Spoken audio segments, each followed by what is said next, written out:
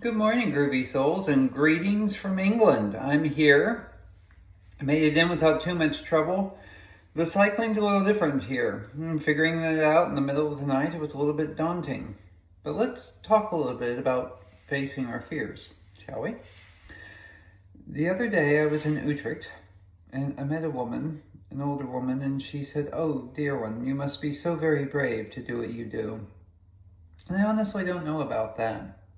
She asked me how I stayed safe on the road, and I told her I followed my instincts and I trusted in the notion that most people are generally good. If I had had more time to talk to her, I would have said most people are generally good, and the people that are opposite to me and my views and my ends are largely indifferent about me and my existence.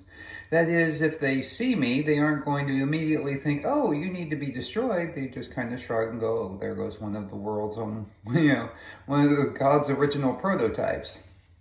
And it's just no worse than that. There are zealots and there are angry people in the world. It's very true. There are times where the world is dangerous. That's very true. But 99 times out of 100, you're going to meet people that just want to live their lives in peace, much like you want to do. And that's incredibly empowering. Also, most of the time, things work out, even with a little bit of pain or a little bit of hurt. When I first hiked the Pacific Crest Trail back in 2021, the one thing I never did was cowboy camp. It felt scary and it felt exposed.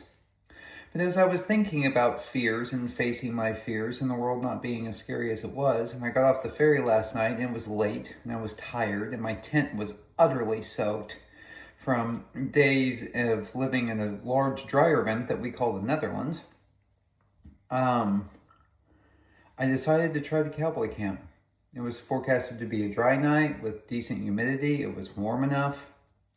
So I set up everything but my tent, let my tent out to dry, and I slept well. I faced my fears. I accepted the fact that the world is not out to harm me.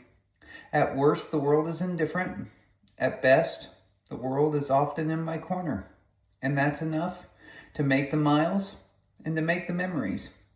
So don't let anything hold you back, Groovy Souls. It's time to get on towards London. I can't wait to get there. I'm so excited. We'll see you out there.